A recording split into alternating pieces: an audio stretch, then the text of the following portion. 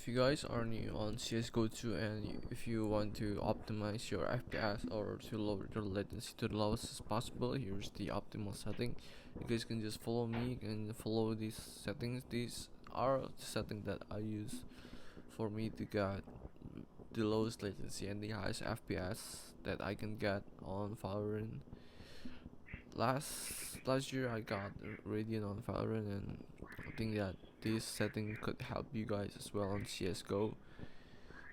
There isn't anything new. There isn't anything new under the sky, which is if you guys are seeing a bunch of Nvidia setting optimization setting, and it will be just going to be just like that. You make sure to use your highest refresh rate, then you can go back to the display setting and turn up your saturation if you want to, and then use the scaling, use your GPU scaling, because why not?